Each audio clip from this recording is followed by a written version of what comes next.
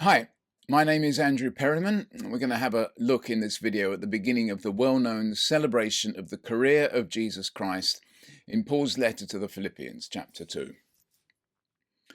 The dominant view has long been that this hymn tracks the descent of the pre-existent Christ, who is in the form of God, from heaven to earth, and the return of the resurrected Christ from earth to heaven. The downward journey begins with his refusal to seize or hold on to or exploit equality with God. He instead empties himself of some aspect of his divinity and becomes incarnate as a human person, reaching the nadir of the curve, what Jack Sanders called a cosmograph, in his humiliating death on the cross. Then he continues on a rocketing upward path. What I will do here is outline the quite different reading of the opening lines that I developed in my book, In the Form of a God, the Pre-existence of the Exalted Christ in Paul. A reading that locates the thought at the intersection of certain highly pertinent Hellenistic and Hellenistic Jewish narratives and biblical traditions. I'll begin with some brief prefatory remarks. First, I take it that Philippians 2, 6-11 has the literary form of an encomium rather than a hymn. It is a piece of epideictic rhetoric in praise of a famous person. And as a corollary, the passage is not so much an account of who he was, but a measurement of how he was appraised. It tracks shifts in perception, and I will argue specifically shifts in Greek perception. Secondly, it appears that there is no ascent of Christ in the second stanza, not in any metaphysical sense, not as movement from one place to another. The verb huperupsosen, usually translated highly exalted, suggests the elevation of the status or renown of an individual among others. Jesus has acquired a name above every name, a greatly heightened, a superlative reputation among the nations. That in itself invites a reconsideration of the first stanza. It is not the person of Jesus which goes down and up, but the public estimation of him. Thirdly, Paul has proclaimed to Jews and Greeks in Asia Minor and around the Aegean that Jesus is now the transcendent heavenly kurios, a life-giving spirit, called on in prayer, seen in visions, encountered through pneumatic experience. In this regard, the pressing backstory is the purported life and death of this spirit kurios in Roman Palestine, and we may wonder what, under these conditions, would demand the insertion of a pre-existence before his pre-existence, so to speak. Now, fourthly, Paul has to argue at great length in 1 Corinthians 15 that Christ has been raised from the dead according to the Scriptures. It was a matter of some controversy. It seems odd, then, that he would casually presuppose a prior coming of Israel's Messiah from heaven at the opening of this encomium, for which there could be no scriptural precedent. Now, to the text. My approach will be to try to identify the stories or types of story or types of discourse more generally that account for and give coherence to the four key components of the opening statement. 1. He was en morphē theou. 2. He did not consider something harpagmon, which was 3. The being equal to a divinity, and then 4. He emptied himself. Now, these expressions, of course, signpost vast smoking landfills of exegetical commentary, which we're not going to get into here, not very far at least. But we can, I think, line the pieces up like the wheels on a combination padlock in a way that will unlock a surprisingly coherent narrative, one that fits a number of literary and historical contexts rather well.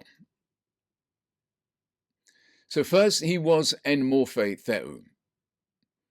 And the first observation is that it is almost impossible, in fact, I would say it is impossible, to account for the expression morphē theou in Jewish terms as a reference to the form of the God of Israel. As Joshua Jipp has written, one cannot escape the fact that morphē signifies visible appearance. Now, two counterexamples are sometimes cited. First, Philo says that Moses saw in the burning bush a very beautiful form, which one might have surmised to be an image of the being. But he concludes that such a conjecture would be wrong, and he reasons that the form, the morphē, must be identified as an angel, angelos, because in effect it announced the angele, things which were about to happen. Secondly, Josephus says of God that he is clearly revealed in his works and in the benefits he conveys. But form, morphē, and magnitude are for us not talked about. They are aphatos. Now, this has been taken to mean that God really has form and magnitude in Josephus' view, but that such attributes of divinity are simply inaccessible to humans. But Josephus' argument is that the Jews are forbidden to speak about God in any way that confuses him with pagan idols, concerning the form and magnitude of which a great deal is said. Now, this is not about the being of God, therefore, but about what is commanded. It appears indeed that Jews were fastidious about not attributing a morphē to the God of Israel for inherent theological reasons, and because the word was so deeply associated with the pagan imagination and the practice of idol worship.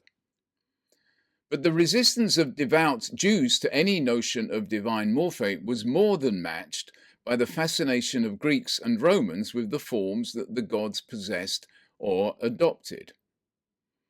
The fascination is nicely illustrated by Xenophon in a debate about how the gods make themselves known to people, in which he has Socrates say to the curious Euthydemus, "Do not wait until you see the forms of the gods, the morphās, but satisfy yourself with seeing their works."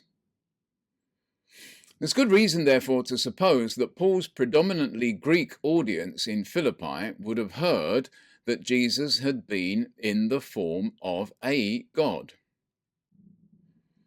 Secondly, he did not consider something harpagmon. And this gets a bit more tricky. In an influential 1971 essay, Roy Hoover argued that uk harpagmon hegesator is an idiomatic expression consisting of a verb meaning to consider or reckon, such as gesthai, with a predicate object, harpagmon. So, in this case, Jesus did not consider something to be a matter of harpagmon. The harpazo word group has the basic sense of seizing, and the verbal noun is assumed to denote the object of the action. But the idiom, according to Hoover, has the nuanced sense to think that something is to be exploited, taken advantage of, used for benefit. He draws the conclusion for Christology. This understanding of the harpagmos statement carries with it the assumption that to enai isa theou, that's the being equal to a divinity expression, represents a status which belonged to the pre-existent Christ. Now, Hoover's study has since been used enthusiastically by a large number of scholars in support of a higher Christological reading of verse 6. Jesus did not exploit or use for personal benefit the equality with God which came with his pre-existence in the form of God. According to N.T. Wright's unwieldy definition, the idiom refers to the attitude one will take towards something which one already has and holds and will continue to have and hold, specifically to the question of whether that attitude will or will not consist in taking advantage of this possessed object. In none of the passages in which the idiom has been found, however, to cut a long story short, is the object of the seizing a thing that has been in the possession of or available to the person for any length of time. It is always an opportunity to act, presented more or less fortuitously at the moment, which may either be rejected or exploited to advantage.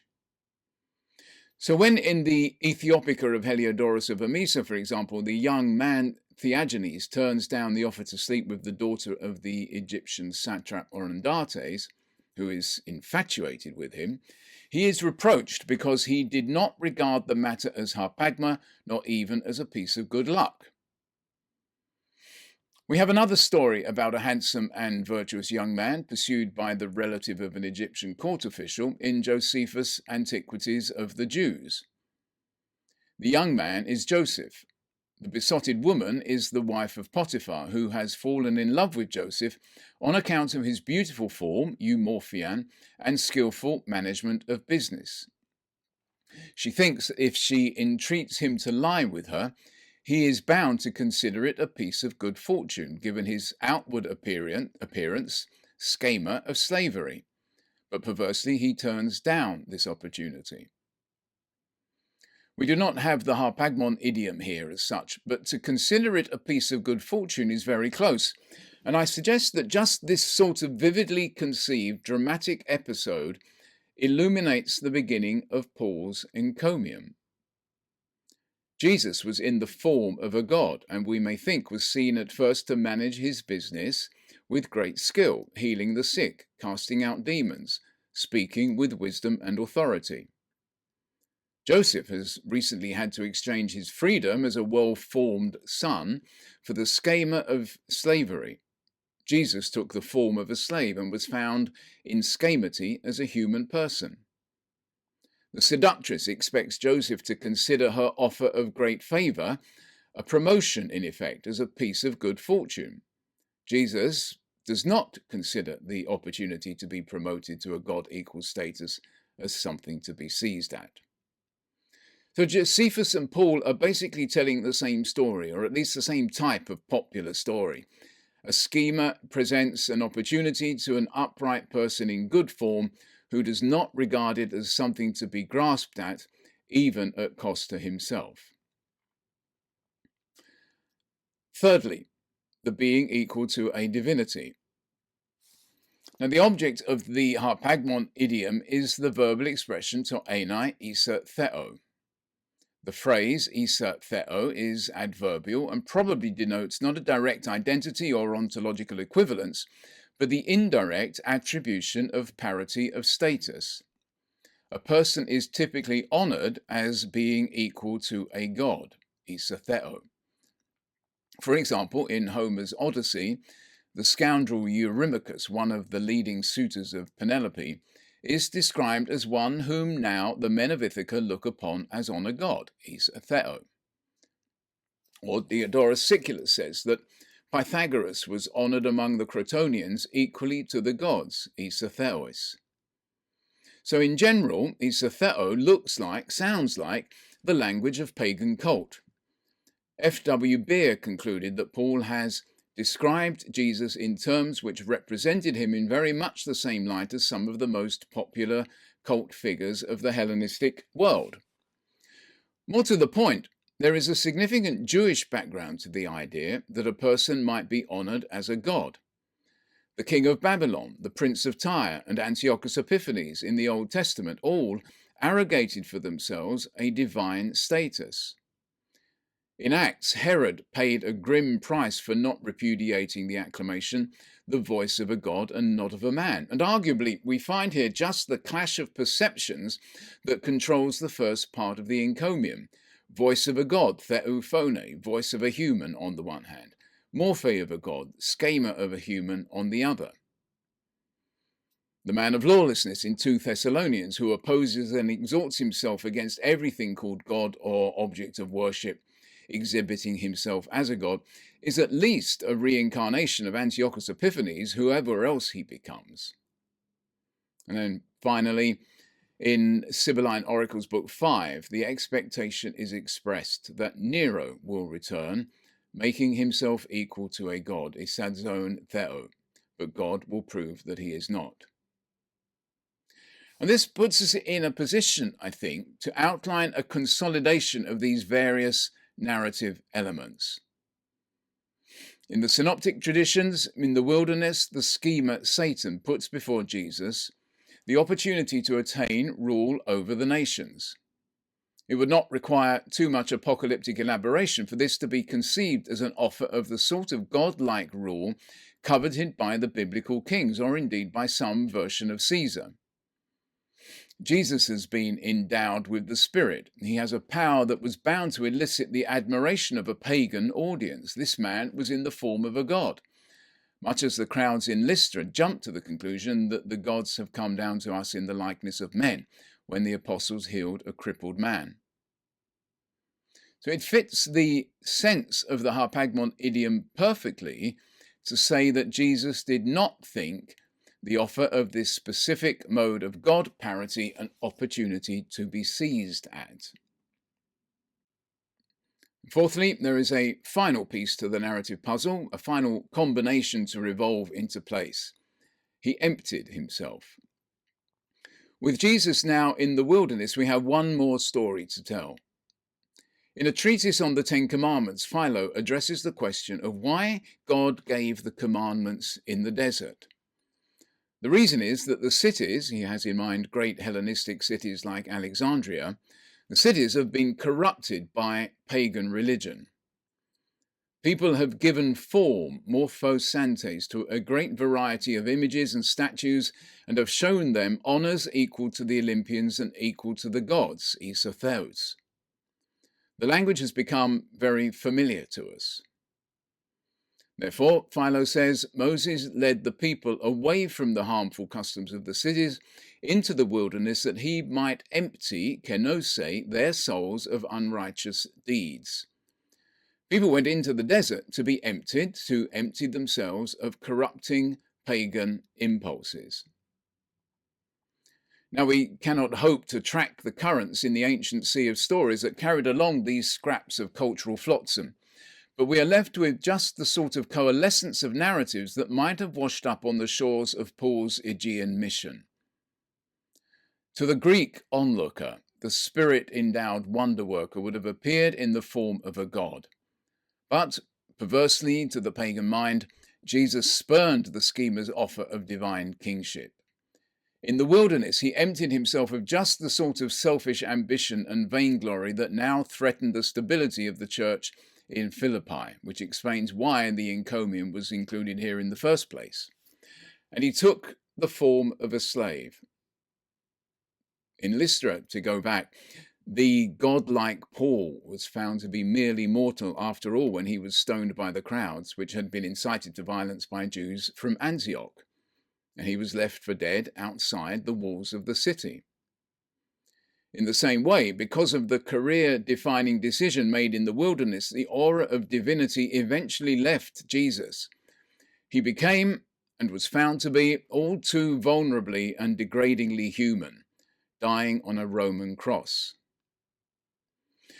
But now, the public estimation of Jesus in the Greek world is changing again.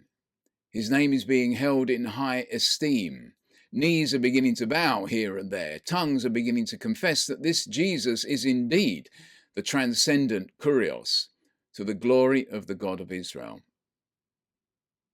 So, there we are. That's the heart of the argument at the heart of my book on the pre-existence of the Exalted Christ in Paul. Thank you very much for watching.